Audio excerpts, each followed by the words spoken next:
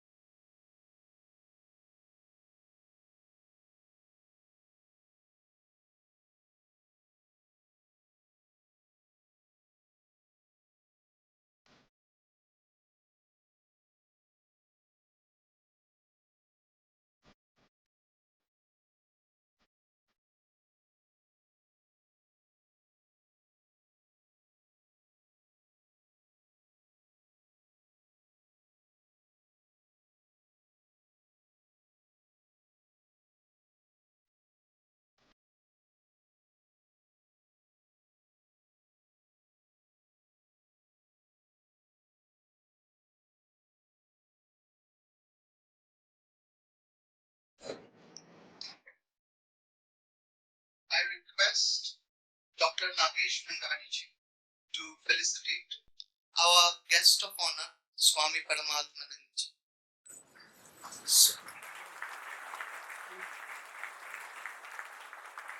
Swami Paramatmanandji is the convener and Secretary General of Hindu Dharma Acharya Sabha and the President of Shivananda Ashram, Ahmedabad, Gujarat.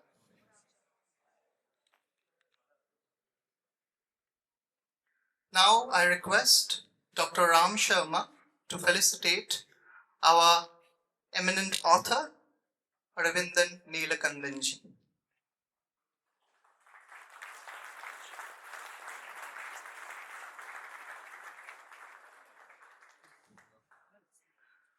Dr. Aravindan Neelakandan is today's prime attraction. It is his book that we are going to launch today. Before Aravindanji opens up, I would like to request Dr. Ram Sharma to share a few words on the author, his book, and the subject at large. Please, sir. First of all, I would like to offer my humble pranam at the feet of Honorable and the most revered Swami Paramatmanandji, who has been very kind enough, who has always blessed us with his presence, his guidance.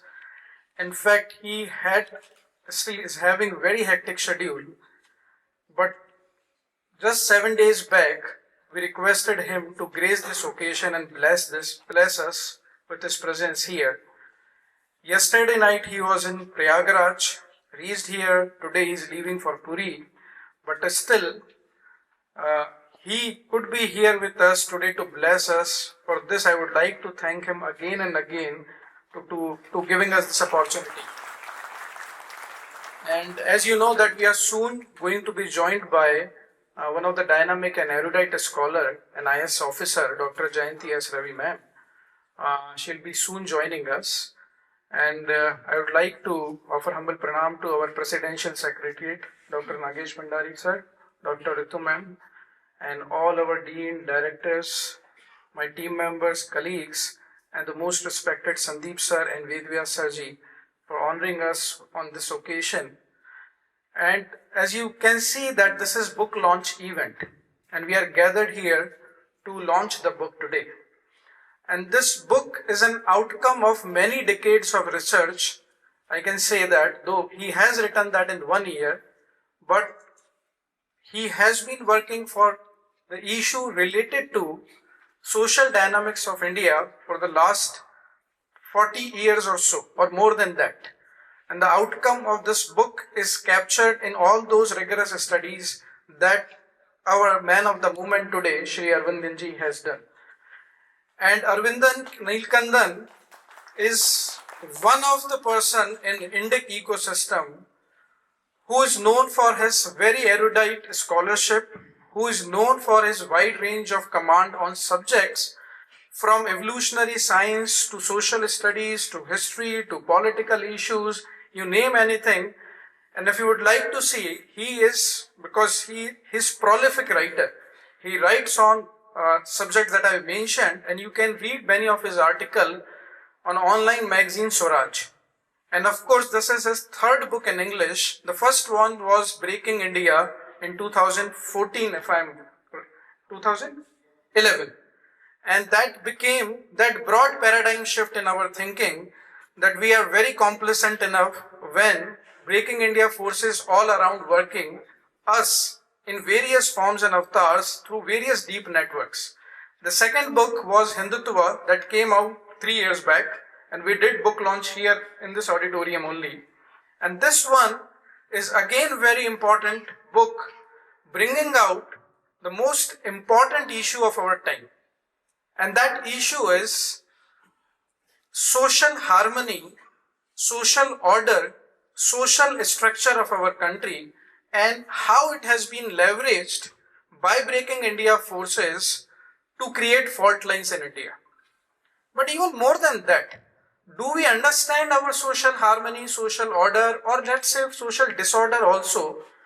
And he has come up with this fantastic book that takes you on to 5,000 years of Indic civilization journey and telling us what does it mean when it comes to Indic view of social dynamics. Now you might have heard through various social media platforms or through colonial textbooks that one thing that has been labeled on us to defame us, to vilify us, or to bring out that this is the most important thing in India. And that is, out of 3, caste, cow and curry, the first one is caste issue. It is portrayed that Indians are obsessed with caste, Indians are obsessed with social stratification, and therefore you will find the worst kind of racism practiced in India. If you look at any international media today, one prominent news that you will find, every other day is about that somewhere in India, worst form of discrimination is practiced till in 21st century. For any Indian, whether he is in India or he is living somewhere, out of India, that brings lot of, guilt in him, lot of disgrace, because he or she is made to think that you belong to a country where such kind of discrimination is still practiced. We would like to know from Aravindan ji that what's the truth in this? Is there any truth in this? Forget about colonial depiction. What is our indigenous perspective in understanding social history of India? Because you will find that our academia, particularly humanities department I am saying, that you will never find any Indic perspective to understand our own journey. It's like someone else is writing our history, our story, and we are made to believe that through social media or through academic propaganda. So there are a couple of issues involved in that. I'll take 2 to 3 minutes. If I ask any Indian, he will through his own experience, that can say that definitely that Bharat embraces everyone. We never excludes anyone, because that's why we have never created any stigma or taboo around society, community, people. And this comes down from our spiritual tradition, because we do not believe in absolute satanic faith, which exists like absolute evil, and we have to eradicate that, which is Western framework working for the last 2000 years. So if ask any Indian, he'll say that we have assimilated Jews here, we have assimilated Parsis here, we have assimilated every kind of people who were living here for thousands of years, whether they were forest dwellers, whether they were living in rural areas or urban areas. This is something which has spontaneously come to us, because we believe that the diversity that you reflect in India, the underlying unity is also there. In fact, this diversity is manifestation of that unity, nothing else.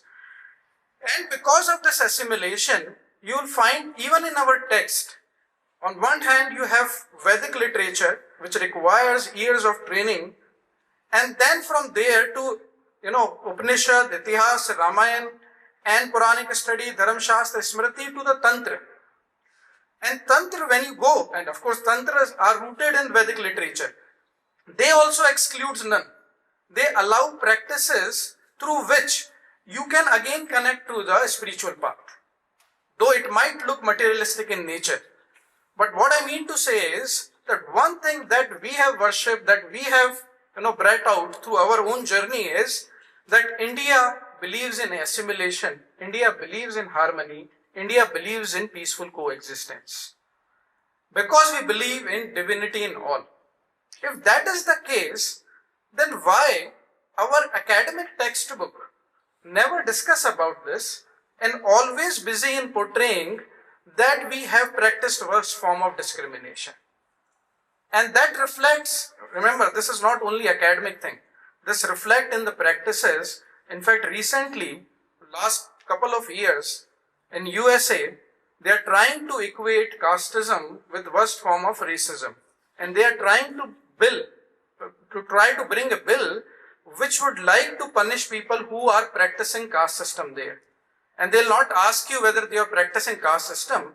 Inherently, if you are born Hindu, brought up Hindu, so subconsciously you are going to follow that practice. So this issue is not restricted to India now. This issue has blown up in the Western countries, UK or America. At this juncture, we need to understand, and of course young mind also, because they might migrate to the Western countries for work, for other purpose, and this issue get labeled to them, stigmatize them. So what is the reality here? Whether the narration that we tell about ourselves is right, or our academic textbook or international media that is projecting. And that's where the Dharmic social history of India is important to understand. I think this is one of the first book that you will find probably in last 50 to 70 years, where you will understand the deep underlying phenomena that has worked in India through social dynamics. We know that Jati and Varna was our way of structuring society. Is it valid today? Can we have social harmony through that? What about these, stereotypes that has been created around us? All these things we need to understand, and we will try to understand from Aravindan ji. So this book, first of its kind, which will integrate evolutionary sciences from biological, neurological research and understanding the Indian reality through Indic perspective, and will give us a lot of clarity on how to understand social dynamics in India. So with this short note, I again congratulate Aravindan ji for writing this book. Swamiji, again and again, because he has blessed us, he is with us. And with last line, I'll leave you that if we will not write our own narration and our story, then others will come and will write our story and narration. And that will be not suitable not only to us, that will lead to worst kind of, it can culminate in genocide, it can culminate in various kinds of historical disorders we have seen in the world. So with this, Thank you for being with us today and eager to listen to Swamiji and eager to listen to Aravindan ji today. Thank you. Thank you very much. Your introduction, I think that has cast some light on the subject and introduced it to the general audience as well. And I'm pretty sure that the audience must be getting eager and eager to listen to the author finally. So I'll not take much moment of yours as I invite Aravindan Neelakandan ji for his deliberation. So, please.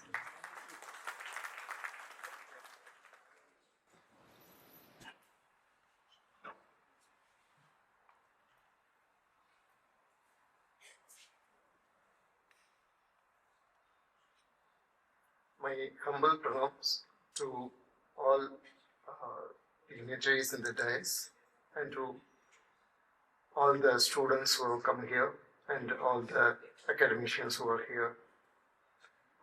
Basically, I am not an orator, so you will have to bear with me if my speech is kind of boring or not that eloquent. So, what is this book about? This book is because of a specific condition in which I grew. I come from Kanyakumari district, which you might be knowing is dominated by other religious people. Growing in a traditional Hindu family, I used to hear a lot of stories told to me by my mother, and when she was feeding, she used to tell me stories from a particular book called Sri Madhav Bhakta Vichayam. And when I went to school and all the people around me, most of the people, they used to depict Hinduism as kind of an inherent evil. Indian culture is something very deficient.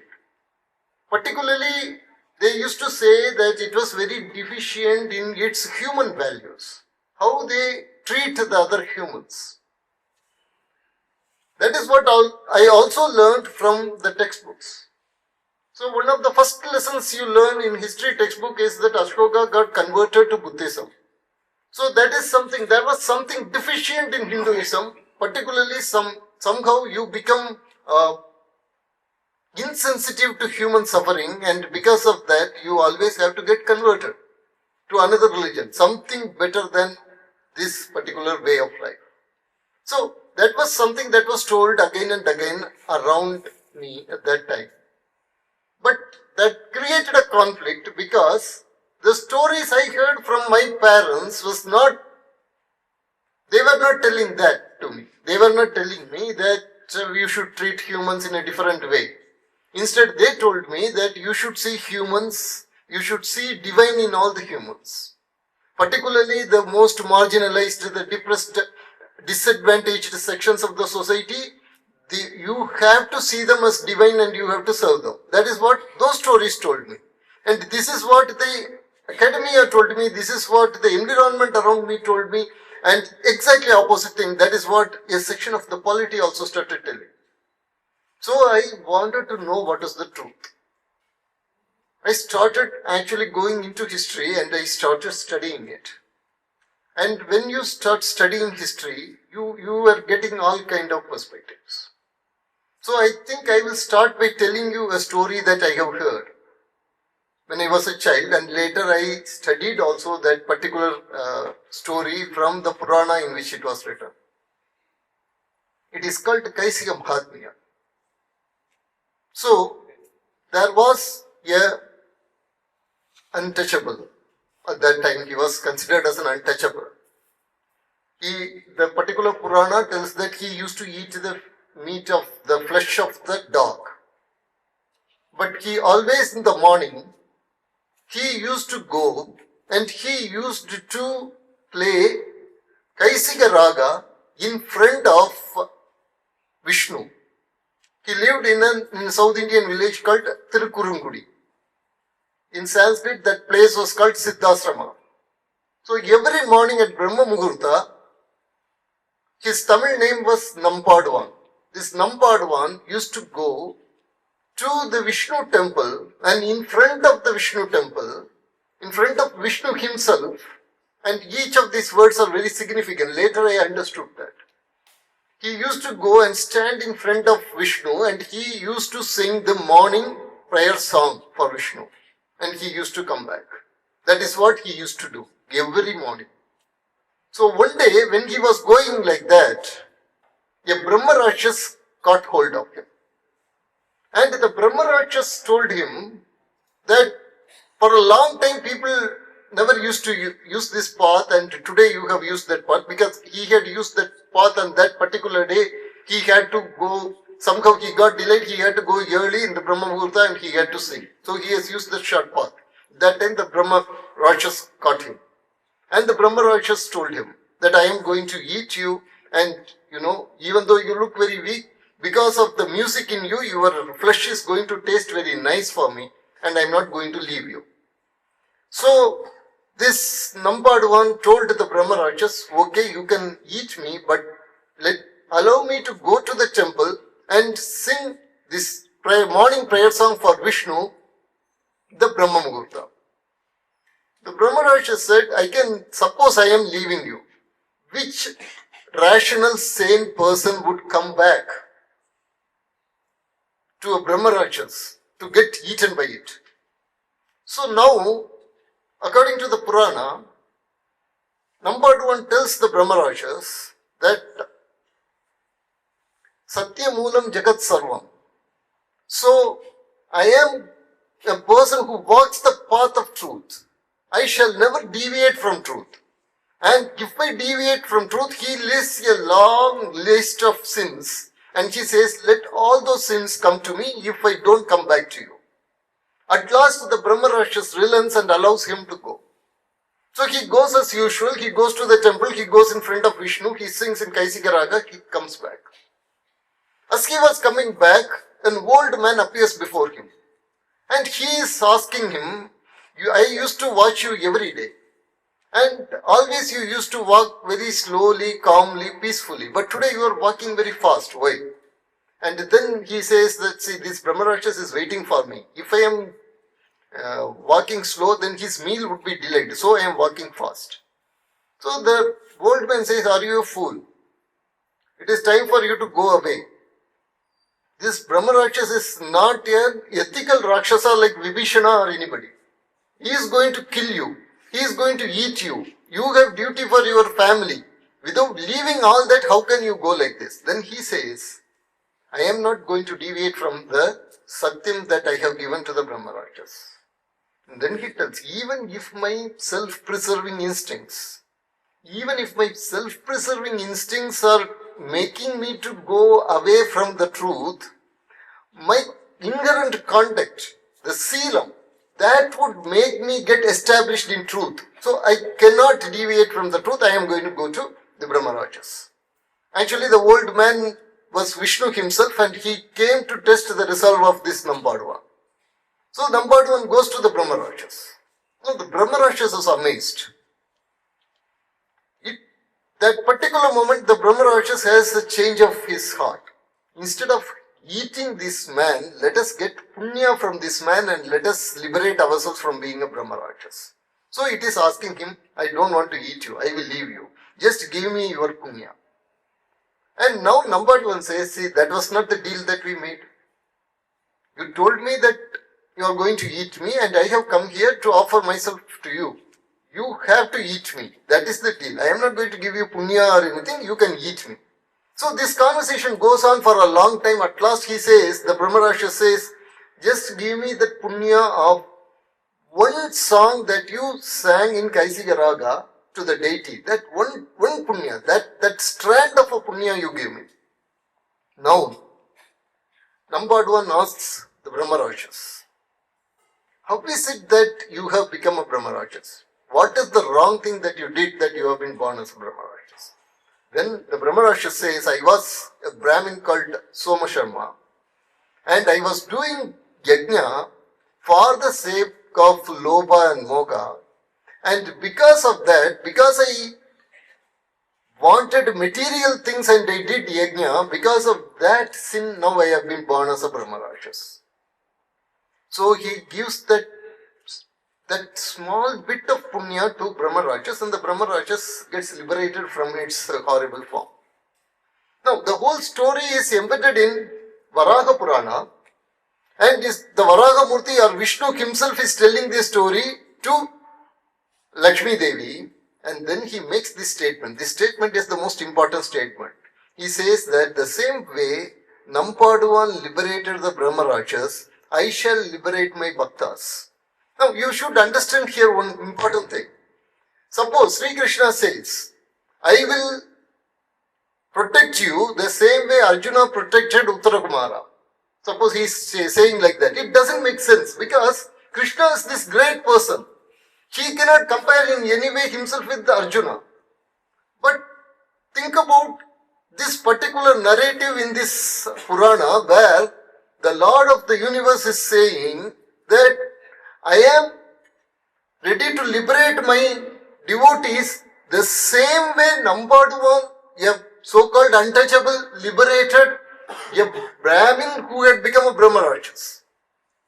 Now, okay, this is an imaginary story. Let us assume that this is an imaginary story.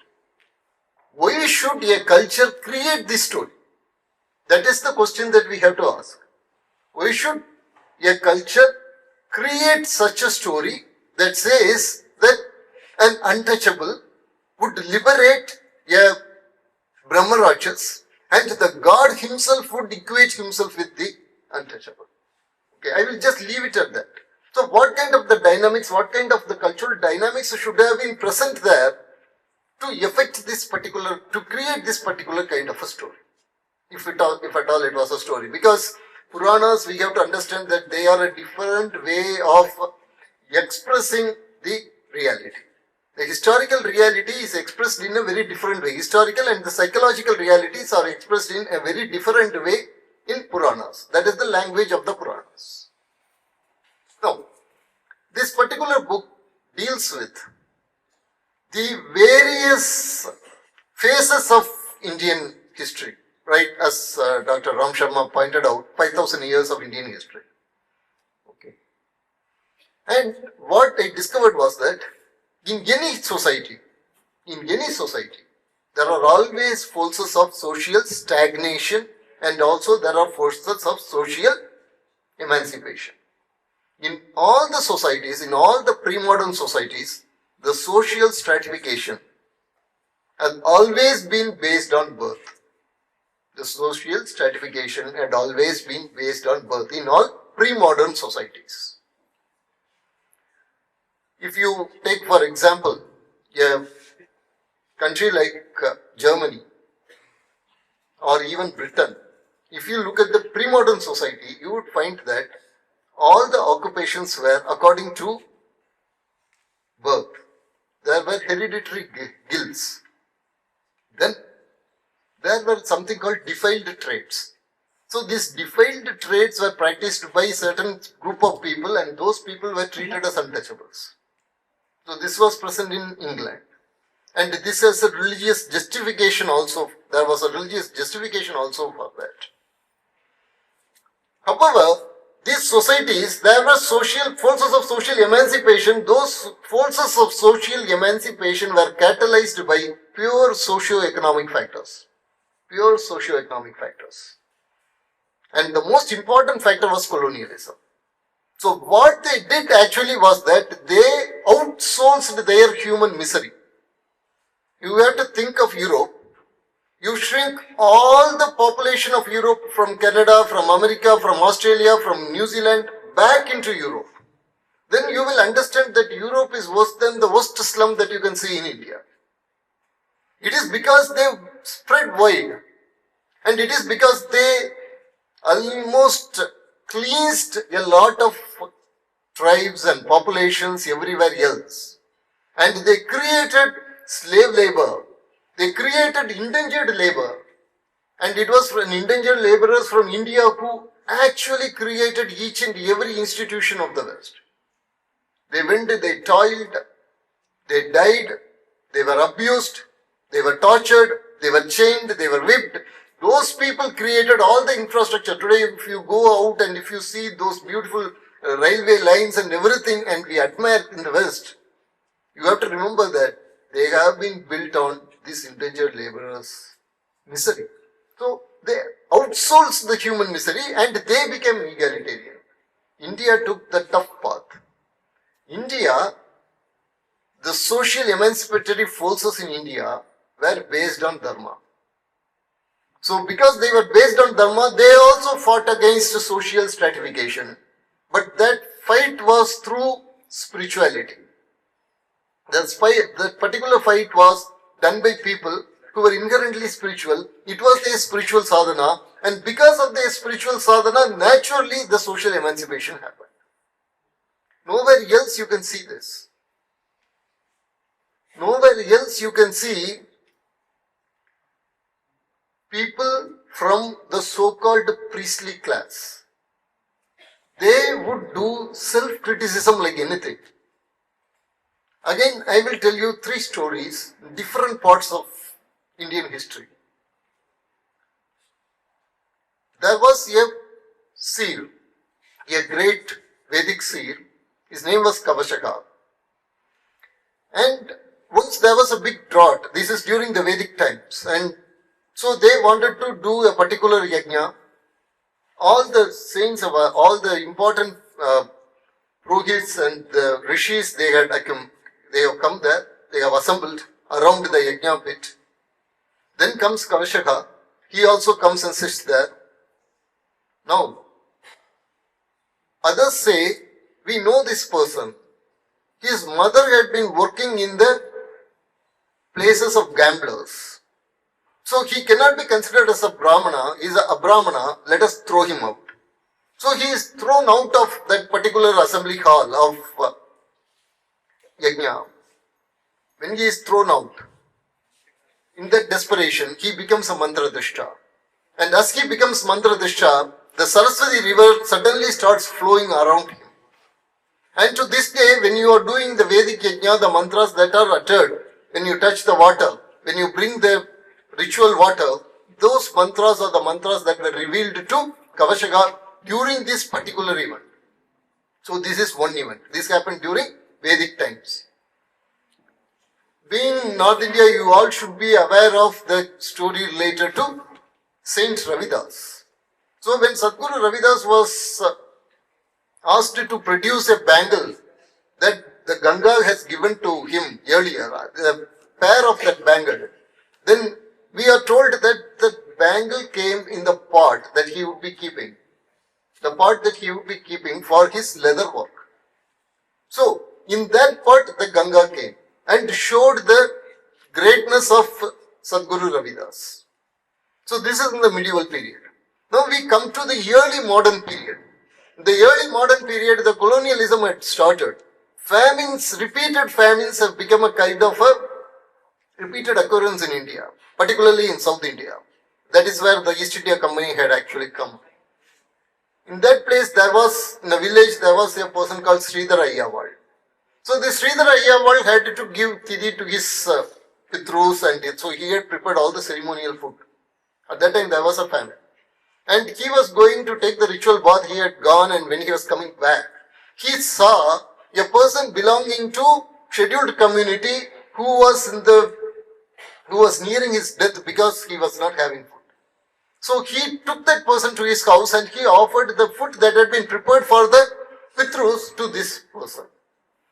And when the Brahmin community around came to know about it, they got really angry and they told him that to atone for this sin, you have to go to Ganga.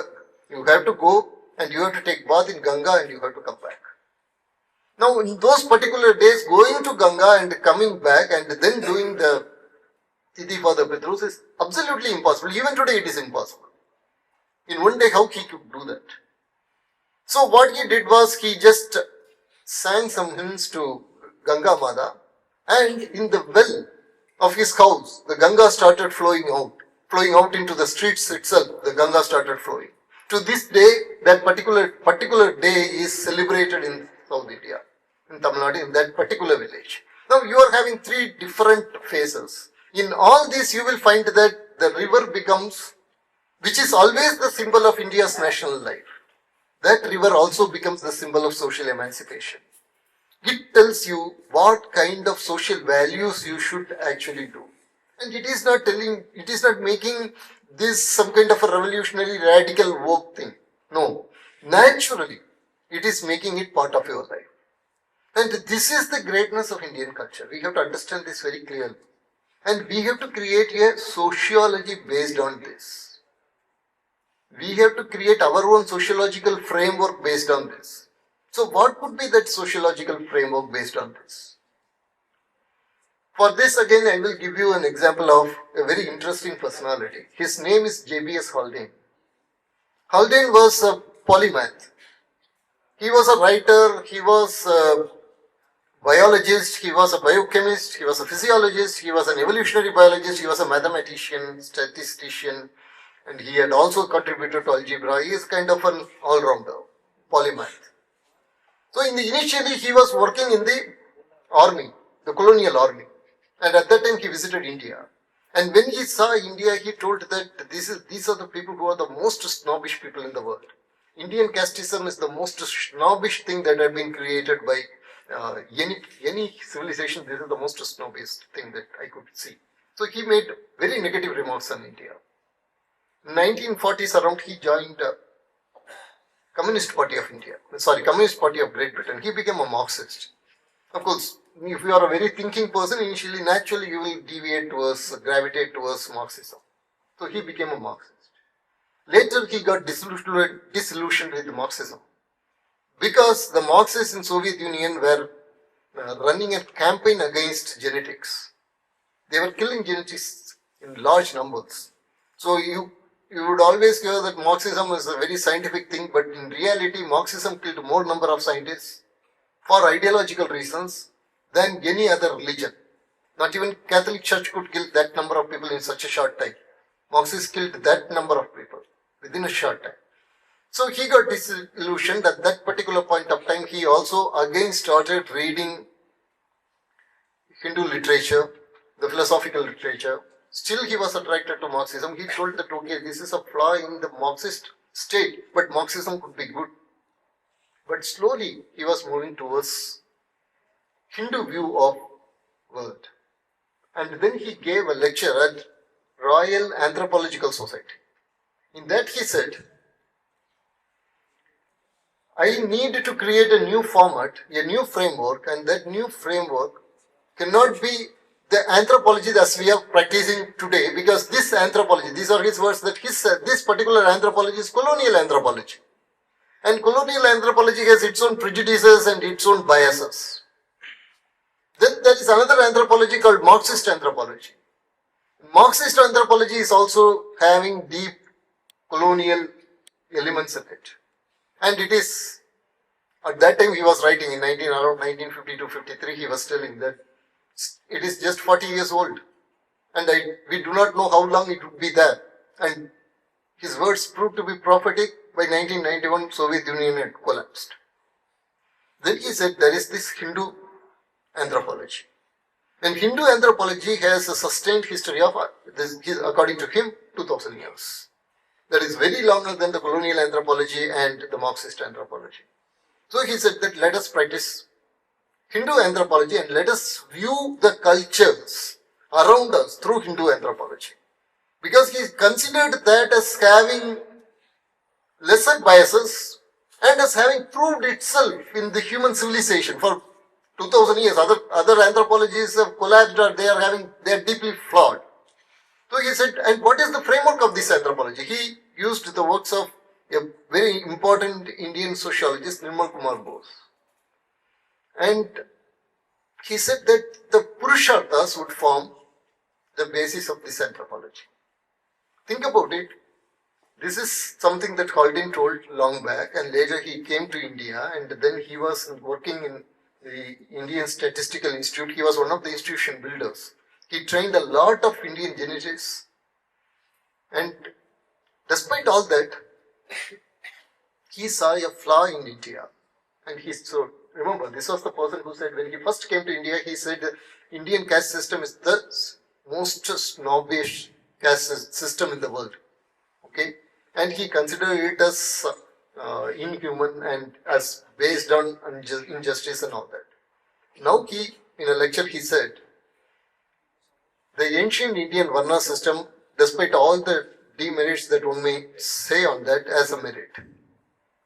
If you are having a son of a zamindar and if you are having a son of a Brahmin, the Brahmin would always be valued higher than the zamindar. It is not just based on birth, it is based on the value that is given to the knowledge. So Indians had this idea that knowledge is more important than the political power and the financial power of the people. Unfortunately, I see today in India that the politicians are called to inaugurate science congresses. I think that this new Varna system that is emerging in India is very dangerous. We should get the principles of the old Varna system again and make this nation great. So this is the thing that a person like Haldane felt, who was a Marxist and a deeply rooted Marxist, not just a superficial Marxist, a convinced Marxist and a great scientist who later transformed into a very sattvic person. And then he was saying this. Okay. So what I am again suggesting is that we should start looking into our history, looking particularly into our social history. History is not just the events, the kings, the dynasties. Remember, again in India, we do not have that kind of history writing. The traditional Indian history writing is more scientific than the so-called history writing of the West. The history writing of the West is always based on the political narrative. Who is having the most political power, who is having more, who had killed more number of people, their history would be written. Okay. Who is the greatest widow maker? That is the criterion for Western history. But if you look at Indian history, actually Acharya Vinoba Bhave made it very beautifully. He told about this. I think it was Dr. S. Radhakrishnan who wanted to discuss about educational system in India, free India. He came to see Vinoba Bhave in his ashram in Maharashtra. And he talked about history, about Akbar, about the great Chandragupta Maurya and others. So as he was talking about all this, Vinoba Bhave called his gardener. His gardener was an old Muslim person. Called the gardener and asked his gardener, do you know about Akbar and Humayun? Then the gardener said, I don't know. Who are they? Some relatives or some neighbors, I really do not know. Then he asked, do you know about Tulsidas and Kabir? Then he said, of course I know Kabir Doha and everything. Then he told Dr. S. Radhakrishnan, this is the real history. Think about this. This is the real history, he said. So this is the history of the weavers. If you look at the actual histories that have been written and that are retained by our memories, you will find that Mahabhakta Vijayam is remembered. And in Mahabhakta Vijayam, who are all the people? Tailors, potters, weavers, housewives. Who was the king who was ruling at that time? That king becomes a footnote. So the Kabir the weaver is the actual historical phenomenon for Indian, and the king who ruled at that time becomes the footnote. The same is true for South India. In South India we have a Puranam called Periya Puranam. So it lists all the histories of great saints who lived at that time. Many saints, different professions they were there. So the very first saint they were talking about, the first name they were talking about is that of a potter. A potter. And that list contains kings, that list contains Brahmins, the list contains influential traders, everything. But they were talking about a potter first. And what did this potter do? All this potter did was, one day his wife suspected him of having some affair. And then she told, you should not come near us in the name of Shiva. That was the only word she said. So he respected that word till the end of his life. He never came near her.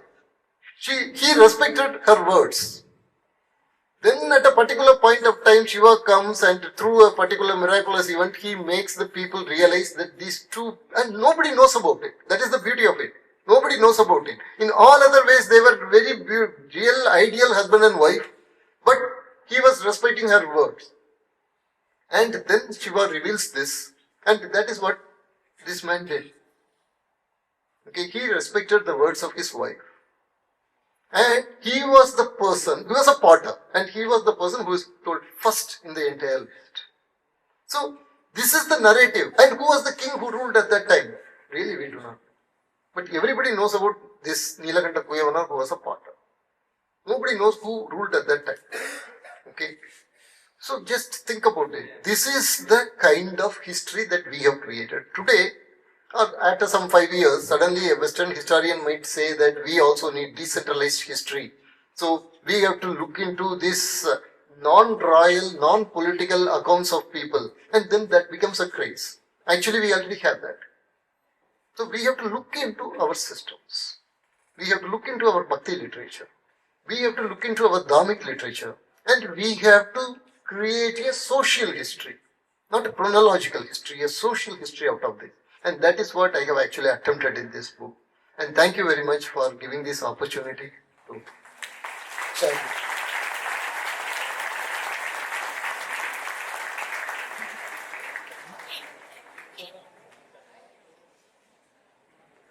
What an exquisite disquisition into the socio-political stratification, particularly concerning the concepts of jati and varna.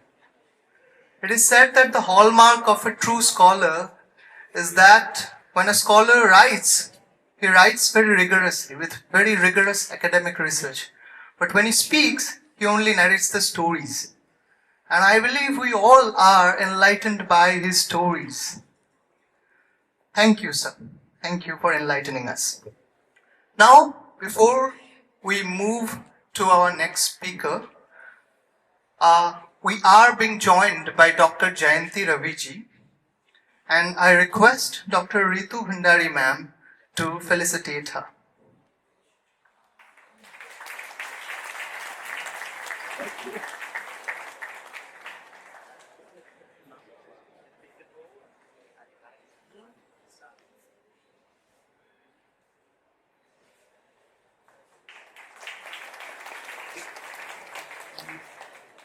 Dr. Jayanti Ravi serves as an IAS officer as the Additional Chief Secretary of the Revenue Department, Government of Gujarat. She is also the Secretary of Auroville Foundation, a village envisioned by the vision of Sri Aurobindo. I request Jayanti ma'am to make the podium hers. Please, ma'am. My pranams at the lotus feet of Swamiji, who's sitting here. He has been doing amazing work for getting India her glory back. As we said, India is now marching towards becoming a Vishwa Guru, which she was, she is, but this is a very crucial time and I think he's contributing hugely for it. I'm extremely happy that I have this privilege of being here to be a part of the release of the book written by Sri Aravindan Neelakandan, who is as close to me as my brother, somebody that I have known very closely in the last 3.5, 4 years as I worked in Auroville. And I think it's a privilege for me to be here.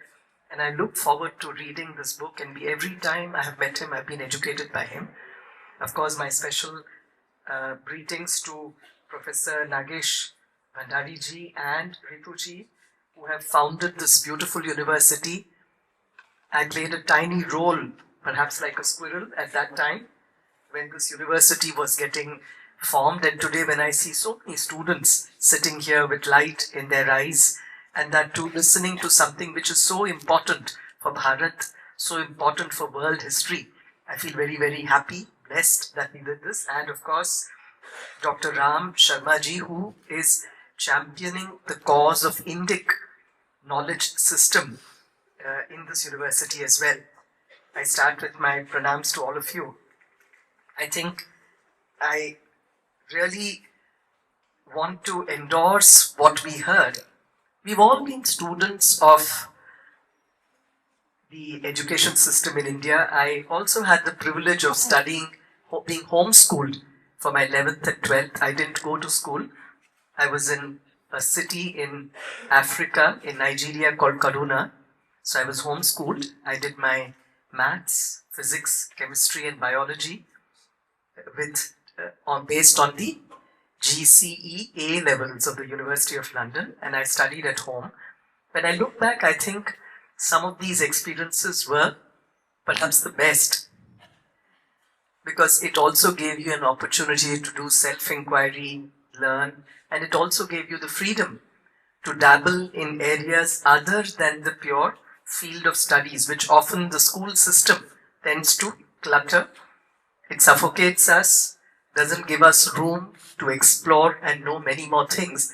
And I think I was also very privileged that wherever we went, my parents, especially my father and my mother, always wanted me to learn the local culture. And just as Aravindan mentioned now about a person called Sridhar Ayyawal, he's somebody who is believed to have started the whole bhajan, the bhakti movement also in a major part of Tamil Nadu, which is very inclusive. It has bhajans from North India, South India. There's nothing like this language, that language. It is very inclusive. So I had the privilege of learning this as we went across different parts of India as well, including Nadiyad, Punjab, Maharashtra, and of course Tamil Nadu. So one of the things in my schooling years, when we look back and looked at the history textbooks, I also felt that the way history was taught to us, one didn't really get a feeling for what was being taught. It was very monochromatic, if I may say. It also seemed very, as a child, I couldn't articulate, I couldn't understand that history is about muscle power, money power, as Aravindan yesterday mentioned. People who had a higher tally in being widow makers, someone who was more victorious. Of course, there was also a mention of Ashoka, but that is also, there's a lot of history to it which is wrongly interpreted. So somewhere as a child you couldn't, but something internally told you that this is not resonating within me. Is this language okay? કે હું આપની સાથે ગુજરાતીમાં વાત કરું? કેટલા લોકોને ગુજરાતીમાં સાંભળવું છે? How many of you would that make it more interesting for you? મારું ગળું ખરાબ છે, પણ આપની અનુમતિ હોય તો ઋતુબેન, Swamiji, of course Aravindan will miss a bit of it. I'll use a mix of both, because I think we want all of you. You're all a very young audience. તમારા આંખોમાં જે તેજ છે તે જોઈને અમને એમ લાગે છે કે there's a lot that you can also do for what we are trying to say. I think I'll start with a story. Stories are welcome, isn't it? Would you like to listen to a story? Okay. Many years back, एक Mughal Islamic एक राजा હતા અને કદાચ એ ગુજરી ગયા. The king died and he had a widow. She was raising a small son. એનો નાનો દીકરો હતો અને એને પણ, she too as a mother was very keen from within that this son should not go into the wrong ways. આપણે જેને કહીએ છે ને અયાશી અને બધી ખોટી આદતોમાં ન જાય. She wanted him to be a principled young man. And so she started doing a small practice. રોજ એને કહે કે તું પ્રાર્થના કર. એને ઇબાદત કરતા હતા. When you do your prayer, close your eyes. She would quietly, chana mana, she would smuggle a piece of candy, shakkar, no ek nanakdo tukdo ત્યાં અંદર રાખી દેતા. When this boy completed his prayers, he saw the shakkar and she said, this is what the divine has given you. This boy grew up every day believing that when he did his prayers with full devotion, he would be rewarded with a material small piece of candy, sugar. There was a certain day much later in his life, perhaps he was in his 14th or 15th year adolescence. For some reason, the mother was not able to that day quietly smuggle in the piece of candy. When he was praying, she was also a બહુ જ ભગવાનને પ્રાર્થના કરતી હતી ત્યારે કે જે પણ થાય, whatever be the case, this young boy's faith તારા ઉપર જે શ્રદ્ધા છે આનું એ તૂટવું ન જોઈએ. His faith on you should not break, was what she very fervently prayed. And after the prayer, he got up and started walking towards his mother. His eyes had a little bit of a shine. He was staring at his mother.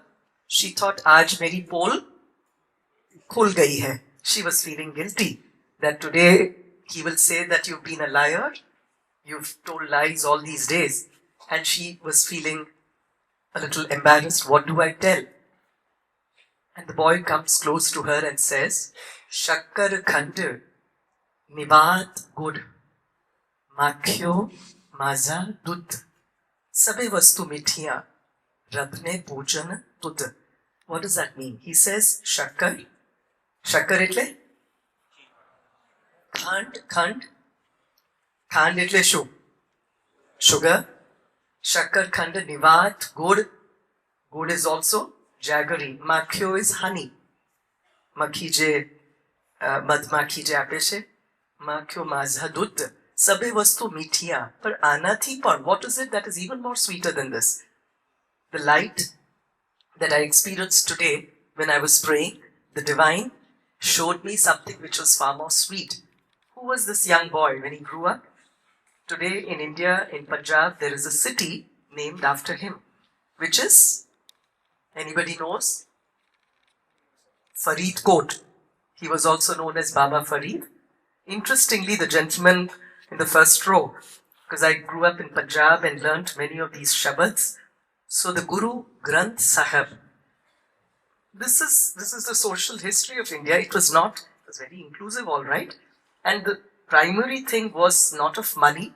It was not about material things. That was important. It was not about giving that up. That was the other mistake later that happened. That if you want to succeed, you have to give up everything and get into a cave. That was not it. You had to do all of that, but everything had to be anchored in consciousness, in yourself, with a capital S. So this is the Guru Granth Sahib. You've all heard of it. Who gave the Guru Granth Sahib, in a way compiled it? Who is it? Who was the founder of the Sikh religion? Guru Nanak Dev.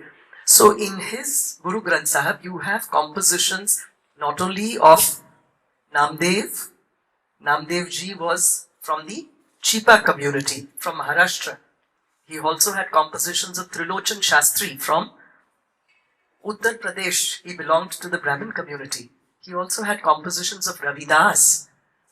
As Aravindan ji just mentioned, he belonged to what today is classified as a scheduled caste. But he was somebody on this dimension of consciousness. He was a king. He was the guru of Mirabai. In fact, if any of you have visited Chittorgarh, there's a beautiful shrine dedicated to Ravidas ji right there. And it has compositions of the Dashme Badsha, as they say, Guru Gobind Singh. And there's a very famous composition that he made, which gives me also a lot of strength. It says, he was a great follower of Shakti, Chandima. These are all things we color and we say that this religion is separate, this is separate. Everything has its root in Sanatan, where we respect that divinity which is there in everybody. And he sang De Shiva. Who was Shiva? Shiva? Parvati. Not Shiva, but Shiva. De Shiva var mohe ihe. Shubh karmante kabhu na taru. Na daru ari so jab jaye laru. May I not be afraid of an enemy when I go to fight.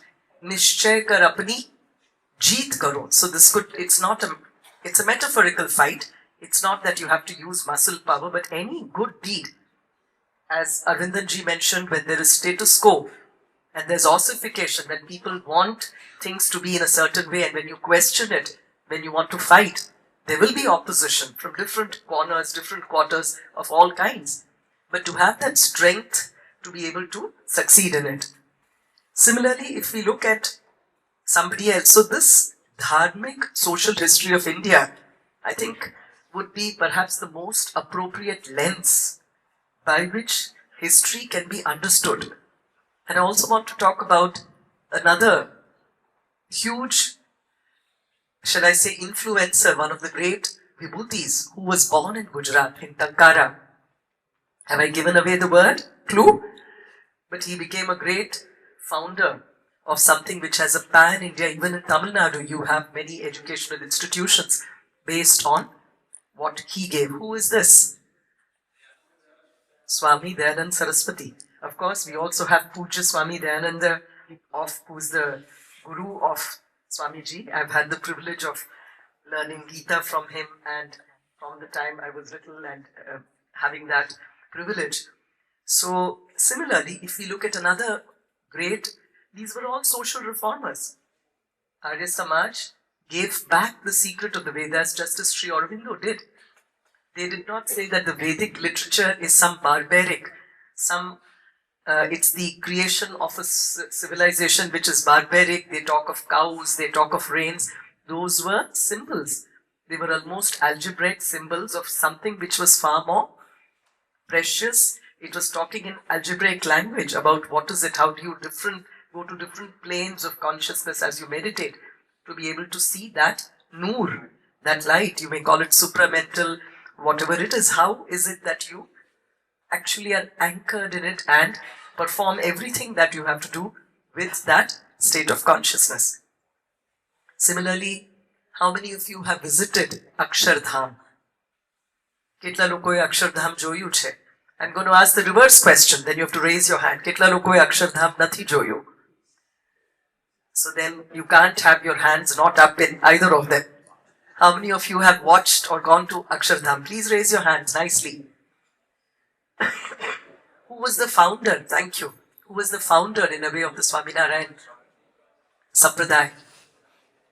Ghanshyam Das Maharaj ke Ghanshyam ji apne kahiye chhe. He came from a small village in Uttar Pradesh, Chapaiya. But look at this, they crossed across space, time. There were no boundaries. They traveled. Similarly, Guru Nanak Dev, he moved all across India and more. He went right up to Kamakhya and Guwahati.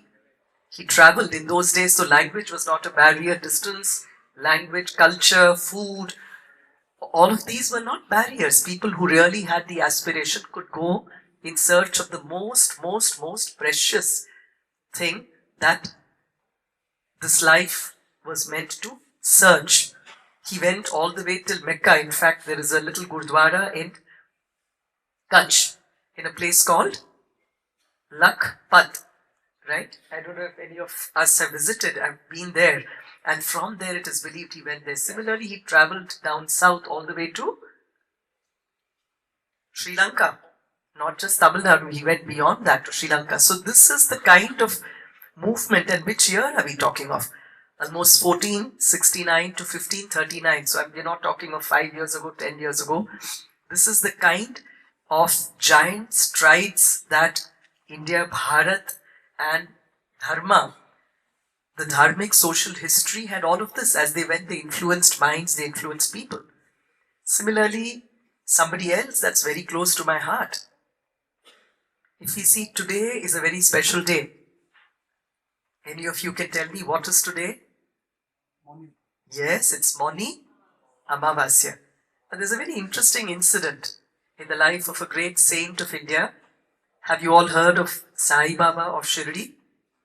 How many have heard of him? He was again somebody who came to live not very long ago, 1800s to 1918, right? And he's again somebody who synthesized, tried to explain the necessity of leading a dharmic life. And again was a reformer in so many ways. It's believed that on this day, one of his foremost disciples called Das Ganu, he probably wanted to go to Prayag, just as all of us aspire to go to Mahakumbh. But he didn't dissuade him. He said, of course you should. But he also said that Prayag can be right here if you pray with faith, sincerity and surrender. Shraddha, the same story that we heard over all these instances. Faith, Vishwas, Shraddha was the key. And actually it is believed that from Baba's feet you had Ganga and the Jamuna, all the waters actually coming. And that is why today is believed to have been an important day, even in the life of the social history that Sai Baba, in a way, created. I mean, he also lived, and even today, if you travel in any city of India, you see pictures of Sai Baba. There are Sai Baba temples everywhere. This is something which is a very integral part of Indian life. All of this, it's not about person A, B, C, D, but the fact that you just scratch the surface of anybody, the gardener in Vinoba's Ji's house. I've had instances of my own drivers. When I talk to them and ask them, they'll tell things which inspires me deeply. They have such a deep understanding of the basic essence of what Dharma is. They may not be very erudite. They may not have gone to college like all of us. They may not have very, very intellectually proper terminology. So I think, and then of course Adi Shankaracharya. Now of course there's a lot of greater and greater belief and evidence to say that the antiquity is perhaps 2,500 years. It's not as late as people say. There is research to show that. And he traversed across India, and the institutions that he set up, the compositions that he gave, the stories, whether it is Bhaja Govindam, he sees a young student being scolded by a teacher for getting his grammar wrong. He says, Samprapte sannihite kale. It is not this. You do this. He doesn't say, ignore this. This is important. But what is most important is devotion. And if our education system is anchored, if our life is anchored, if every aspect of life in Bharat is anchored on that, I think this will be the Vishwaguru. It is the Vishwaguru. There's no stopping her. She'll go there. I also want to end with a small story which, are you in a mood to hear one more story, or are you bored? Bored? How many of you say bored? More. Okay. So this is like Meera. I need your attention. Can we all sit straight, please? So there's a young girl, a 3-year-old. It's a very beautiful story. Perhaps 3-year-old or Aravindan, I may be getting the number a little wrong, but a young girl. So this is what faith can move mountains, they say, isn't it? Devotion and faith. It's not only for Baba Farid, it's for anybody. It is within the reach of anyone who aspires. She was a young girl. Her father was the head priest at a temple. So he would wake up very early in the morning in Brahma Muhurat, pluck flowers, and just as you have that beautiful garland of marigold adorning Saraswati Ma, I presume, he would string a nice mala and leave it there to take with him to the god of Vishnu, to the Lord Vishnu in the temple. So this young girl, out of her very, very innocent, genuine love for Sri Krishna, she would come there and she would wear the garland on her and glance into the mirror to say, how will it look on Krishna? Will my Krishna look good in this garland? So she was not seeing herself, but she was actually seeing Sri Krishna. So it was with that devotion that she was doing this. And this was happening for many, many days perhaps. So the father would take this to the temple and offer. And he noticed that there's a strand of hair in this garland. And he felt very, very upset. He said, I get up so early in the morning, I'm doing all this, because a strand of hair across cultures is considered an object of disgust. It is considered ashuddh. It is not considered very pure. So he was very, very upset. But this continued 3-4 days. He kept noticing ke ek vaad ini andar mara ma chhe. And he said, what is going wrong? So one day he said, I'm going to get to the bottom of this. And he hides there and he tries to see what is happening. And he finally sees the culprit. He sees his young daughter come there, wear it. She looks in front of the mirror, preens in front of the mirror to look at herself, puts the garland back, she's satisfied. So he's very upset, doesn't offer the garland that day. But as a good parent, this is also a part of the Dharmic social history of India. He does not scold his daughter. We never believed in violence. That this is something, whether you go to a tribal pocket or anywhere in India, I think we treat children as gifts as symbols of the Lord. In fact, in many cultures, we refer to the child not as tum or tu. We say aap. We refer to the child as, we think it is the God, the divine, which is walking or running as a little child. So he doesn't have the heart to scold her, but he is hurt. But that day in his dream, Sri Krishna comes and says, "Where is my garland? That garland worn by your beautiful daughter, the little girl, 3-year-old, 4-year-old, Andal." What was her name? Andal. Can you say that? So that is like Meera, she's a young saint, and she broke all the glass ceilings. Like when you have these, the Bhakta, Vijaya, when you talk of all the, so she was given the space of being one of the main saints, which was otherwise something which would be dominated by men. So she was a young girl, age was less, she was a girl, and she was not highly educated, but she was actually elevated to one of the Arvars, as they say, right? One of the saints that is recognized and endorsed in the history, spiritual history of southern India, of India, Bharat. So she then composes a lot of songs, 30 songs particularly, where she would every morning wake up all her friends in the month that just went by before Makar Sankranti, the month which we call the Margari, which is the Margashish. That month for 30 days, every day has one Tirupave. She would sing it, and she would also wear a garland, take all her friends, go to see the Lord. And also she says, it's not about poverty. In fact, if you see the third Ashuram, it talks about the Vamana avatar and says there's going to be abundance, there is plenty. In fact, the paddy fields are overflowing. They have a lot of water in them. There's a lot of paddy. There are fishes, nitrogen fixing, right? Scientifically, there are fishes roaming in those paddy fields. There are flowers, and there are cows which are giving milk that fills many, many vessels. And so abundance, plenty, she talks about that. And also another one which says, Kudare Vellum, which means even people that you may not get along with, Ari, or people that may be your enemies, even they can be won over by Govind.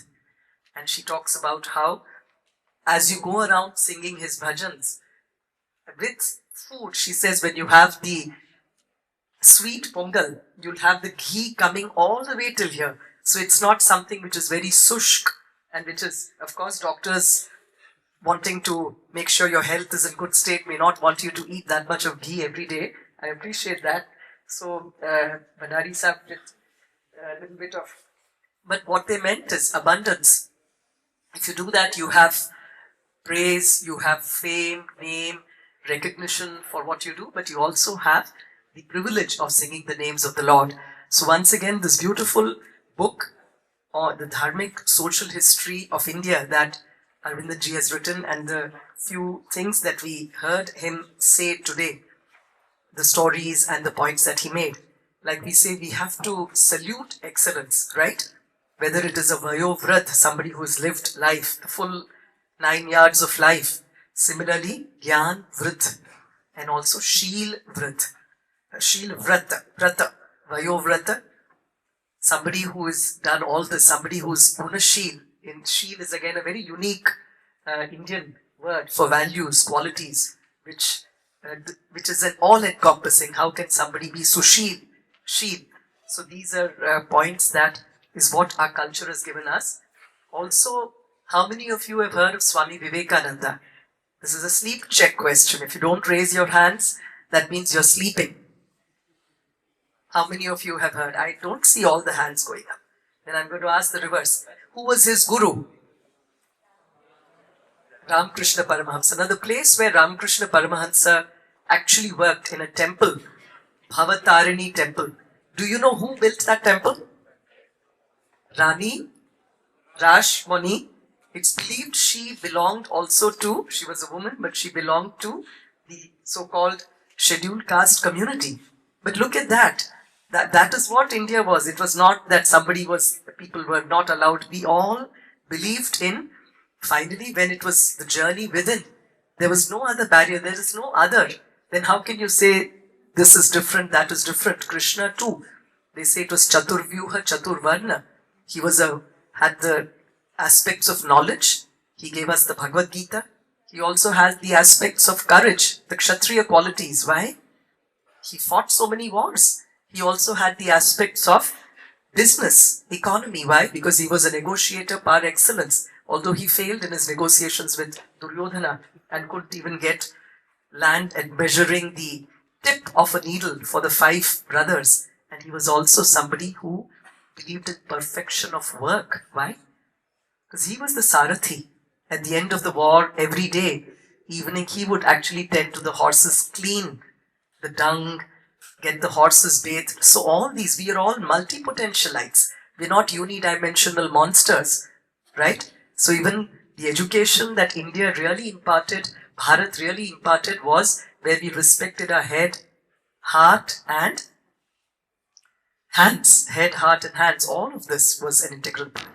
So this somewhere gets lost in the way history is often recorded. And I'm extremely happy that Aravindan ji has taken the pains. I'm eagerly looking forward to reading this, be educated by this book. And I hope this sets forth the cascading effect of more and more people, trying to, because when you don't have good things to offer for our young children, young people, there's a vacuum, and often it's the wrong narratives that often tend to influence us and affect us. So I'm extremely grateful to him for taking all the pains and putting this together, and invite all of you to read this book and in your own way look back at life, look at your role models, your mothers, your grandmothers, your fathers. How is it that they've taught these values to you in life, that you are where you are?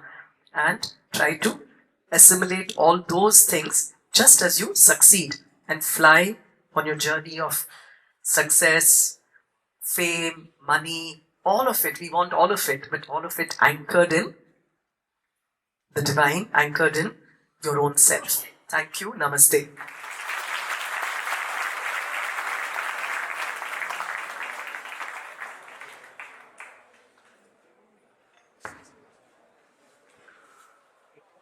While speaking in multilingual terms, Gujarati, English and Hindi, and while referring to the Bhavatarini temple of Bengal, to Andal, the Alvar of Tamil Nadu, and then to Guru Granth Sahib of Punjab, she made us traverse into the various nooks and corners of this great land. However, there are so many differences, so many food habits, so many discrepancies that we see. So what is it that binds us together despite all these? It is the cultural ethos of the Sanatana Dharma. And when we speak of the Sanatana Dharma, I believe there is no better expert amongst us than Swamiji to enlighten upon on this subject. I request Swamiji to please come to the podium and bless us with his words.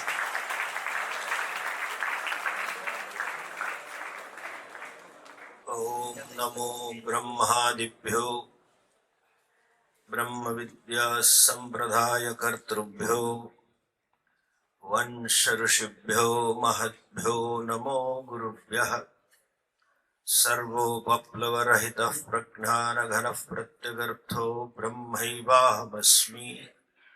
Brahmaivahamasmi Ishvaro Gururatmeti Murti Bheda Vibhagine Vyomavad Vyapta Dehaya Dakshinamurtaye Namaha Ajnanatimirandasya Jnananjanashalakaya Chakshuranmilitayena Tasmai Shri Gurave Namaha. Om.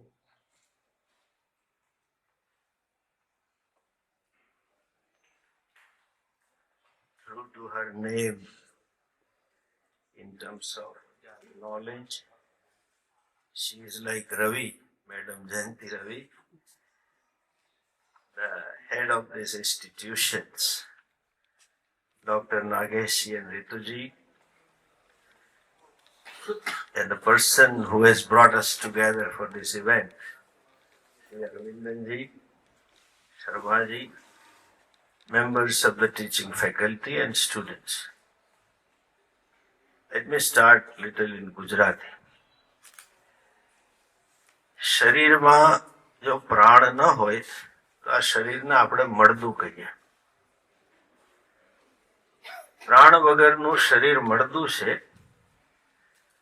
અને શરીર વગરના પ્રાણને ભૂત કહેવાય. Both are necessary. They have to be together.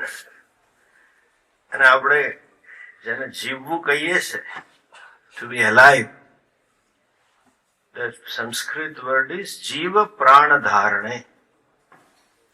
One who is alive as long as there is a prana in the body. The relationship that this body and a prana holds, same is a relationship with Hindu Dharma and Hindu society. The Hindu society, without understanding the Dharma or without Dharma, is a dead body. A jad mardu છે. And only Hindu Dharma, talking about Dharma only without the societal forms, is like a ghost talking. Both we need to understand properly. I very strongly feel that misconceptions about this Dharmic history, Dharmic society of Bharat is because of not understanding Dharma. Most confused definition today. There are nth number of confusion about Hindu Dharma, but I keep hearing across India, including our Supreme Court talking, some Swamis also talking, and some mostly leaders also talking that Hindu Dharma is a way of life. एक जीवन रीति है, which is absolutely incorrect. Hindu Dharma is not a way of life. Hindu Dharma is a vision of truth. Hindu Dharma સત્યનું દર્શન છે. કોનું સત્ય? તો કે જીવ, જગત અને ઈશ્વર, means whole creation. We talk about the truth, and since it is darshanam, we are not faith-based religion, we are teaching religions. When I go across the world for international conferences, religious conferences, they all address, usually the head of the state, religious head, the leaders from various faiths. Juda juda asthana netao. I am not astha fellow. I am a leader of a teaching tradition. અને જરા આધારે ગૌરવ સાથે હું કહી શકું છું, એવી શિક્ષણની આપણી પરંપરાને મહાનતા છે. કોઈ પણ શિષ્યનો પ્રશ્ન પૂછવાનો અધિકાર છે. લોકમાન્ય તિલકનું વાક્ય હતું ને, સ્વતંત્રતા મારો જન્મસિદ્ધ હક છે. It is a fundamental right of the student to question the teacher. Not for time pass, and that is another thing. ટ્રેનમાં, બસમાં, અમને ફ્લાઇટમાં લોકો મળી જાય એટલે કે સ્વામીજી એક પ્રશ્ન છે. અને પછી યાર ડેસ્ટિનેશન આવે, તમે હતા તો ટાઈમ પાસ થઈ ગયો. એટલે હું ટાઈમ પાસ છું તારા માટે યાર. In the beginning, I was more enthusiastic and I was replying. Now I have learned I never answer those guys. And some people question to validate their belief. હું પણ એમ જ માનતો હતો. શું કામ પૂછ્યું ભાઈ? To understand is a right. And another thing, to satisfy the student till the doubt is resolved is a fundamental duty of the Guru. And even if that Guru happens to be Bhagavan himself, we don't have doubting Thomas business. We don't talk of commandments. Believe or otherwise will be punished. We don't talk these, I would say, cognitively immature, non-thinking talks. Anyway, so Hindu Dharma is a vision of truth. To gain the vision of truth, there is a vision of life, view of life. સત્ય દર્શન માટે એક જીવન દર્શન છે. અને જીવન દર્શન શું છે? કે ધર્મમય જીવન જીવો. એ આપણું હિન્દુનું જીવન દર્શન છે. We have to live a life of dharma. Therefore, it is first purushartha, dharma, then artha, kama, moksha. Vyasji also saying, dharmadarthas urdhbahu pravakshami. આખું મહાભારતનો સાર કરીને કે હું હાથ ઊંચા કરીને કહું છું, ભાઈ ધર્મથી અર્થ કામ મેળવો.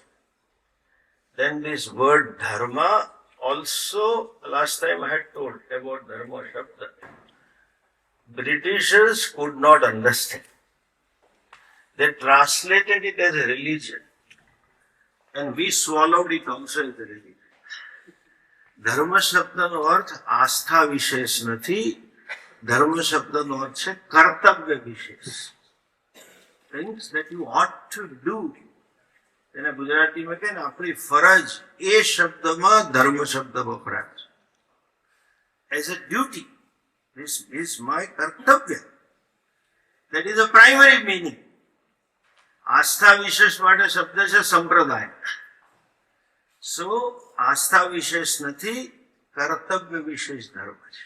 આ બીજો પ્રોબ્લેમ હિન્દુ સમાજનો એ છે, કોઈ મૂળ ગ્રંથ ખોલતું નથી. They never look at the shastras, which is a પ્રમાણ. આટલા બધા રામાયણની કથાવાળા ફૂટી નીકળ્યા. તો બજાર બટ્ટુ हिंदी में बोलते हैं रामायण इन भागवत में. They keep talking, ऐसा लिखा है, ऐसा भागवत में. But has anybody asked them to show me the verse where it is written? We don't question. તમે કોઈ પણ પુરાણ ખોલો, તમે કોઈ પણ ઇતિહાસ ખોલો. બાય ધ વે, રામાયણ અને મહાભારત એ હિન્દુસ્તાન ભારતનો ઇતિહાસ છે. It is not a story. And I have evidences because I led the movement of Ram Set. I have evidences for it. અને એના સિવાય ઘણા છે. ઇતિહાસ ખોલો ત્યાં અધ્યાયના અધ્યાય છે. There are chapters talking about બ્રાહ્મણનો ધર્મ, ક્ષત્રિયોનો ધર્મ, વૈશ્યનો ધર્મ, ગ્રહસ્થનો ધર્મ, વાનપ્રસ્થનો ધર્મ. અને વાજપેયીજી આ જ ભૂમિ પર બોલી ગયા છે રાજધર્મ શબ્દ. You know, those who know, they can understand. આપણે પણ આજે આ શબ્દ વાપરીએ છીએ. પડોશીને ઘરે લગ્ન હોય અને આ માણસ એટલી બધી મદદ કરે, એનું મકાન નાનું હોય, સંસાધન નાના હોય, એના ઘરમાં જમાઈને બધાને સાચવે, જાણે પોતાની ઘેર લગ્ન એવું કરે. લગ્ન પતી જાય પછી પડોશી આભાર માનવા આવે ને કહે કે તમે લીધે અમારો પ્રસંગ ઉજળો થયો વગેરે વગેરે. પેલો માણસ કહેશે આ અમારો પડોશી તરીકેનો ધર્મ હતો. હવે મેડમે શરૂ કર્યું છે, હું કરું, બોલો કહેશે કે નહીં, હા કે ના? ધર્મ ત્યાં પડોશી આસ્થા વિશેષ નથી. અને પત્ની માટે પણ શબ્દ વપરાય, ધર્મ પત્ની. લોકો કહે છે ઘણી વાર એકલા આવતા અને અમને કહે કે સ્વામીજી આજે ધર્મ પત્નીને લઈ આવે. ત્યાં કઈ આસ્થા વિશેષની વાત નથી, હોય રાણી સાહેબ રૂપિયો નથી ધર્મ પત્ની લાવ્યો એટલે આમ. Dharma is a vision we have to live. આપણો આદર્શ ધર્મ છે.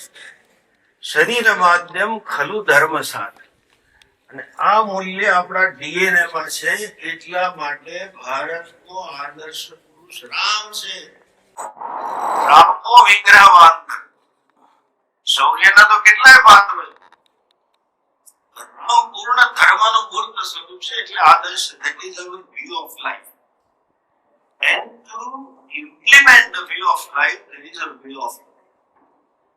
એક જીવન રીતિ ના પાયામાં જીવન દર્શન છે અને જીવન દર્શનના પાયામાં સત્યનું દર્શન છે. આ હિન્દુ સમાજે નથી સમજ્યો અને પાશ્ચાત્ય લોકોએ નથી સમજ્યો. એમાં very rightly said, the fault lines they brought it out. See, the whole problem started after the foreign rule. 12મી સદી સુધી, as I obvious study, you may be more operated. 12મી સદી સુધી 4 જ વર્ણ છે. 1100-1200 ગોત્રની વાત છે. જાતિ શબ્દ ત્યાં સુધી વપરાય. હવે આજે આપણા કોન્સ્ટિટ્યુશનમાં જ ઓફિશિયલી રેકગ્નાઇઝ 6000 જાતિ છે અને 50,000 ઉપજાતિ છે. You will be shocked two નો. આ બધું ઠીક છે, જે હોય તે, પણ જે વર્ણની વાત છે, it is never ever by birth. જન્મથી વર્ણશાસ્ત્રમાં ક્યાંય પ્રમાણ નથી. આજથી 10 વર્ષ પહેલા we had organized a conference on this, and some 65 scholars were invited from Shastras, and they could never find a single word about this is from birth. ખુદ ભગવાન સ્વયં કહે છે. આ બીજો નેરેટિવ એ શરૂ કર્યો કે બ્રાહ્મણો આ બધું શરૂ કર્યું. And since both of you come from Tamil Nadu, you know, Brahman is a scapegoat for beating Hinduism. He is a punching partner. Brahman have सब दोष तथा ब्राह्मण में. No, these varnas are created by Ishvara himself. વેદમાં મંત્રો છે અને પ્રચલિત ગીતાનો શ્લોક હતો ચાતુર્વર્ણ્યમ મયા સૃષ્ટમ ગુણ કર્મ વિભાગશ. અંગ્રેજીમાં કહીએ તો it is 4 વર્ણ is basically mental disposition based on the composition of the mind. Based on the composition of sattva, rajas, tamas, the mental disposition is Brahmana. Mental disposition is Kshatriya. How you describe that is Brahma Karma Svabhavajam Ityadi Kshatra Karma Svabhavajam. 18th chapter there is a mention. In the Hindu Samaj is always Dharmic.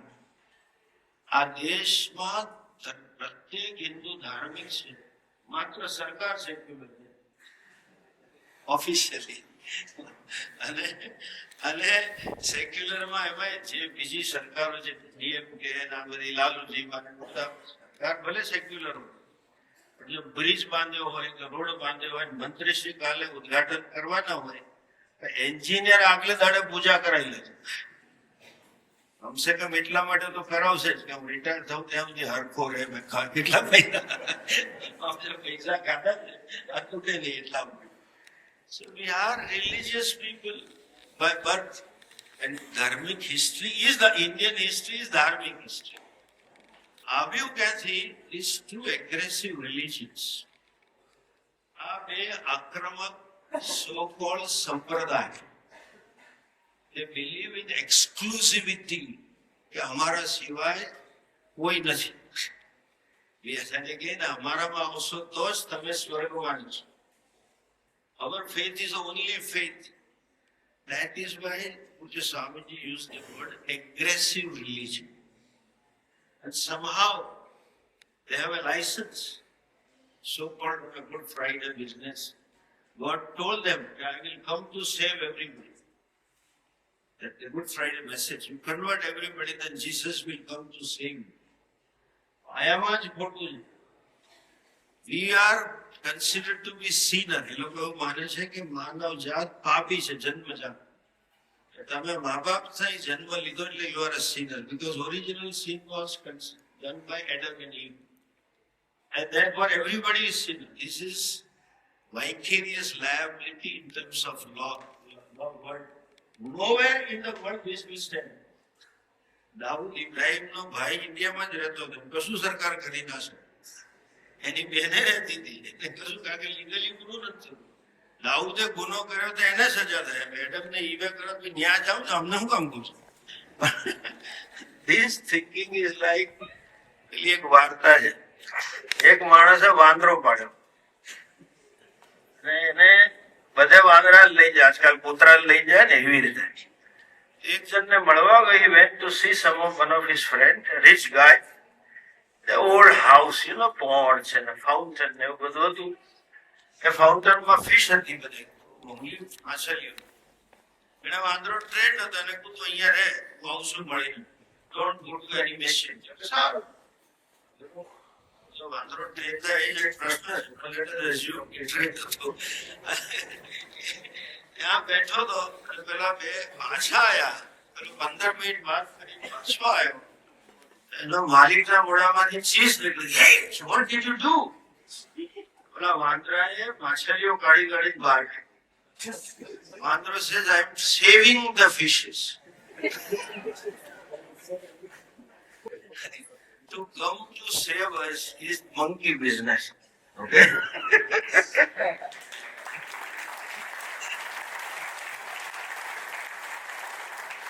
આ એટલા મૂર્ખ છે કે આપણે પાપી છે ને આવશે એનો બચાવ.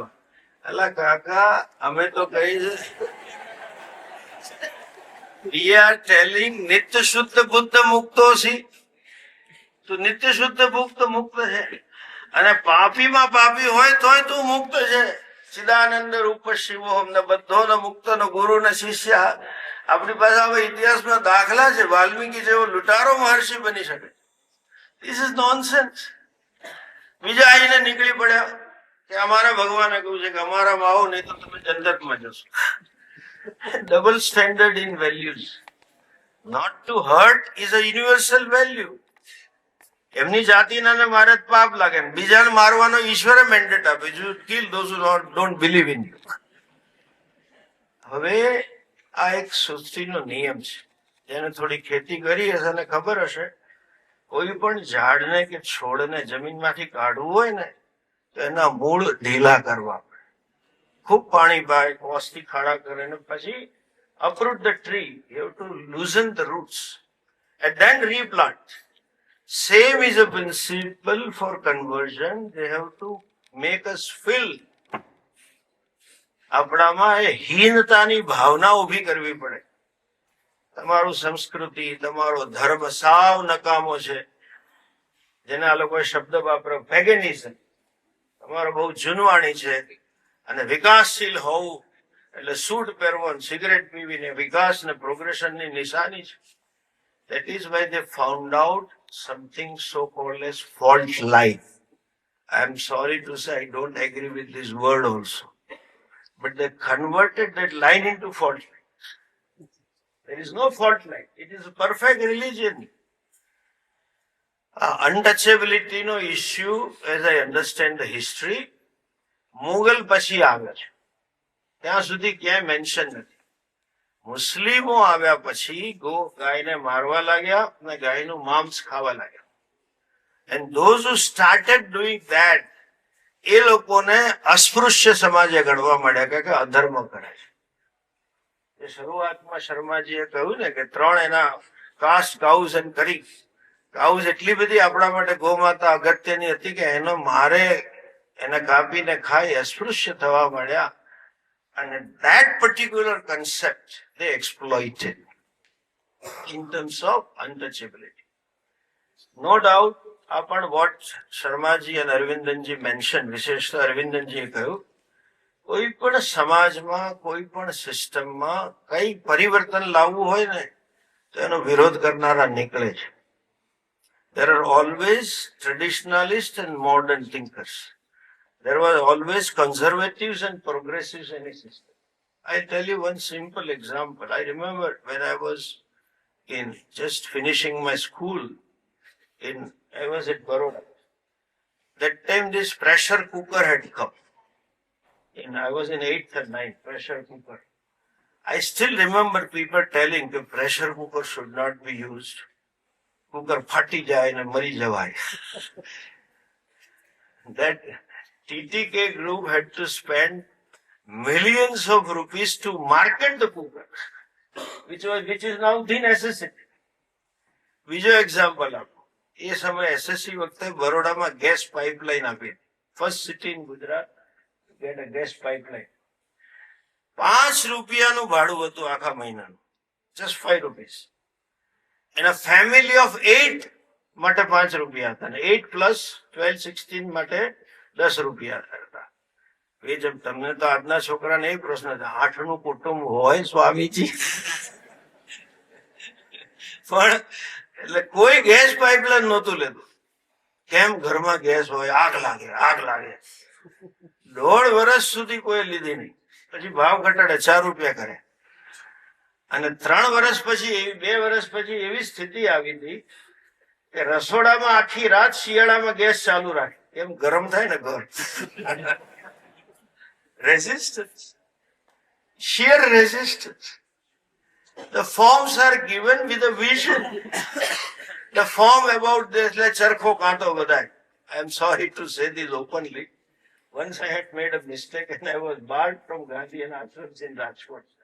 Gandhiji gave the charkha. કે ભાઈ રાષ્ટ્ર ભાવના રાખો, because they used to take away the cotton and value addition, ready-made things they were giving. Now India is an exporter of this. હું અમેરિકા જાઉં તો મને લોકોને આપવું આપે શું, આ ધોતી તો મળે ને, એટલે મને હંમેશા વુલન કપડા આપે ના ટી-શર્ટ. એ મેં હમણાં 10 વર્ષ પહેલા શરૂ કર્યા પહેરવાના, કે ઇન્ટરનેશનલ ફ્લાઇટમાં તકલીફ થાય.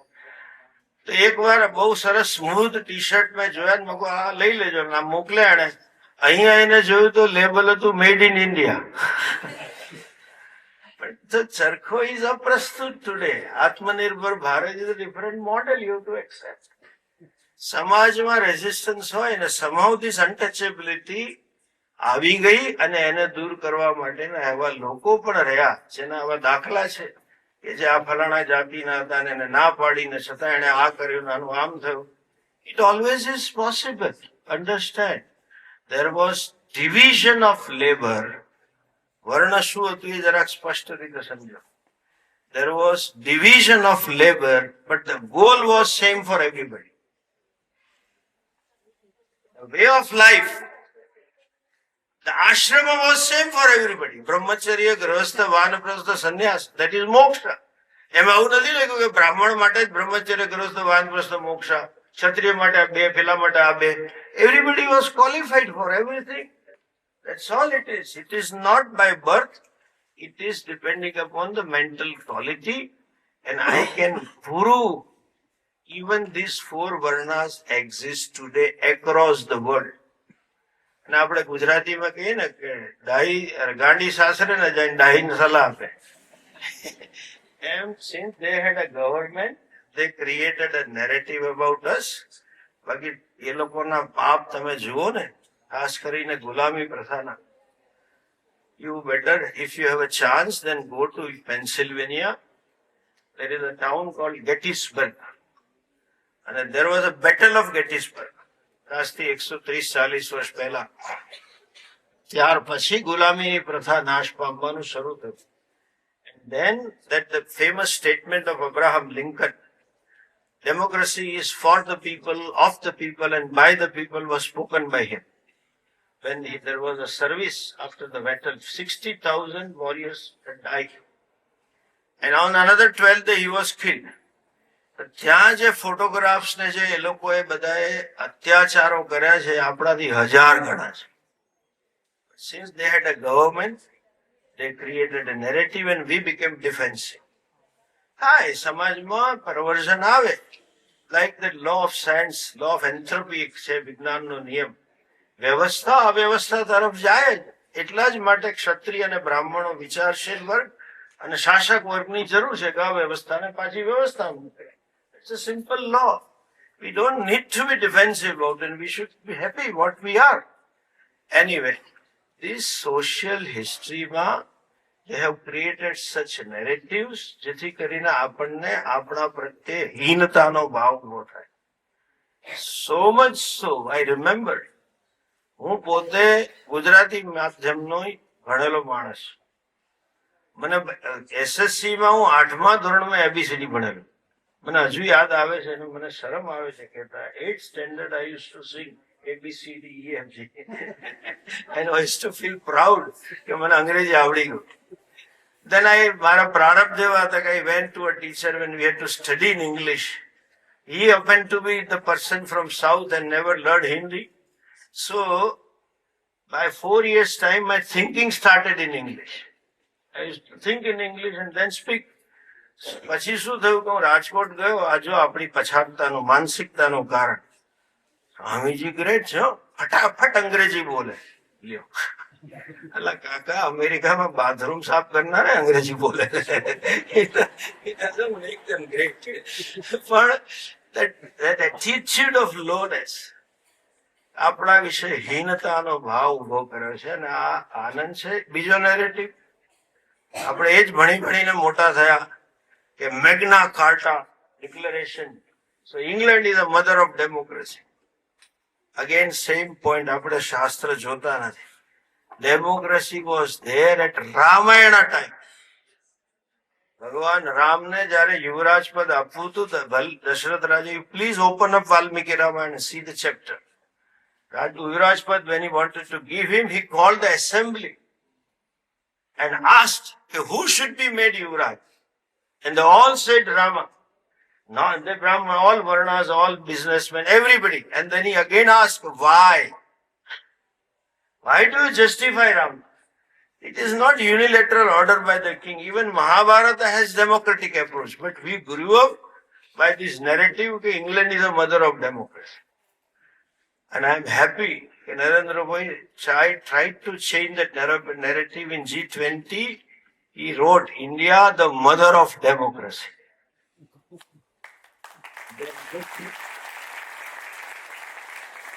Second narrative is about Aryan. Aryas. Shastrama, see, we don't study. That's the same problem. આર્ય શબ્દ એ જાતિવાચી નથી, આર્ય ગુણવાચી છે. જે વ્યક્તિ ધર્મનિષ્ઠ હોય એને આર્ય કહે છે અને ધર્મનો ત્યાગ કરે એને અનાર્ય કહે છે. આઈ કોટ ગીતા, અનાર્ય જુષ્ટમ અસ્વર્ગ્યમ કીર્તિકરમ Arjun. Even Mahabharata also. But we have been buying this world. We need to understand our શાસ્ત્રાસ properly. We need to understand our dharma properly and then counter them.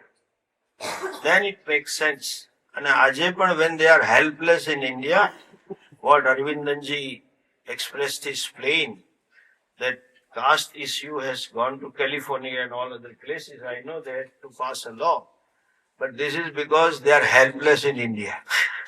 Fortunately, we have a strong government. And therefore they are creating international pressure on us.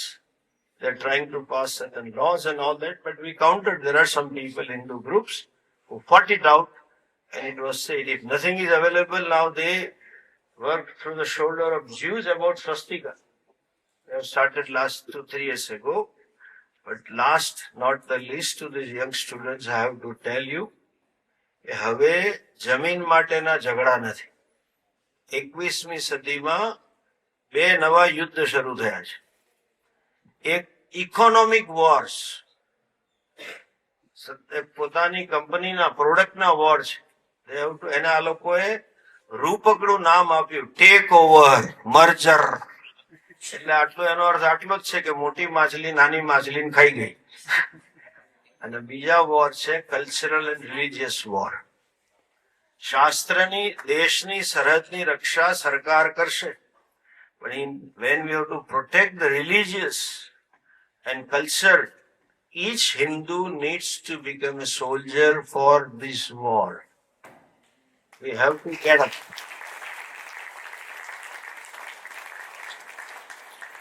આપણા ઋષિઓનો અનંત વારસાની રક્ષા આપણે કરવાની છે. And most unfortunately, that word secularist government ઈચ્છતી હોય તો એ કઈ કરી શકે એમ નથી. આપણે એના માટે જાગૃત થઈએ. આ પુસ્તક થોડી વાંચજો, તમને ખબર પડશે. જેને કહે ને modus operandi, how they operate. Police વાળા પેલા એ શોધે કે કેમ કામ કરે, પછી પકડે.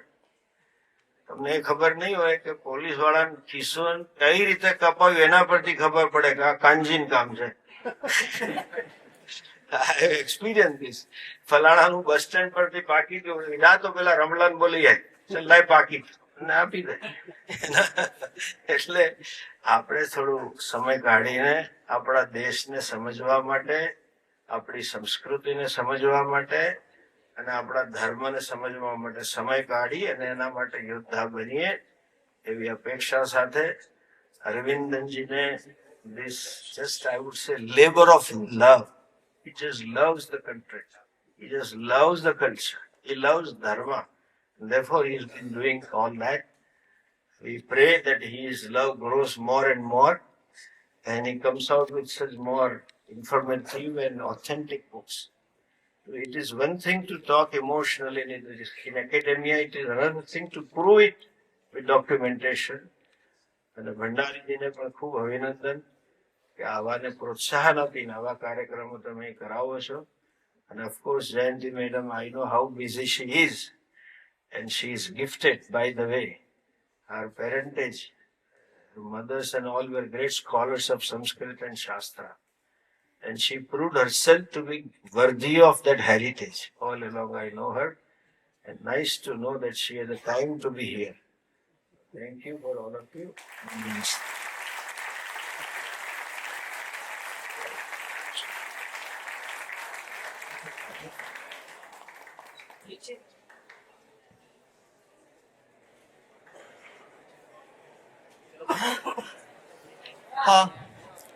Spiritual wisdom is often very esoteric, and that's why we get bored.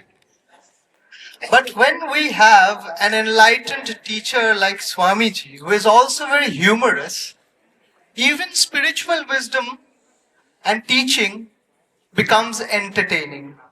So thank you, Swamiji, for blessing us with your humorous words. Swamiji very rightly, very succinctly pointed out to us the difference between faith-based religions and karma-based knowledge systems. And the same thing has been reiterated by Aravindan ji in his book as well. Now, without any further ado, let us proceed for the most awaited book launch ceremony. A round of applause, please.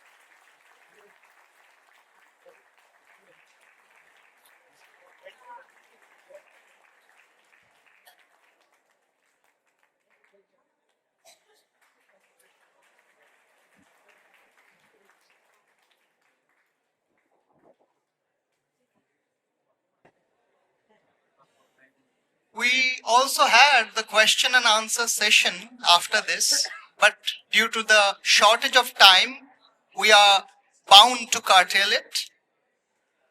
So, we are almost wrapping up. It seems like that this present time is very conducive for the astrophiles or the stargazers. You go out in the evening sky, you feel and you see the stars, the planets and the constellations in a perfect symmetry. And you see the same thing here on the stage. We are being enlightened by the luminaries. With these words, I would rest my voice, and I would hope that this luciferous thought and conviction would proceed henceforward, afterwards, always, forever. I hope that all the dignitaries, all the audience, and all the faculty members that we have been blessed and enlightened by the divine wisdom of the Sanatana Dharma. I request all of you to rise for the national anthem to mark the conclusion of the event.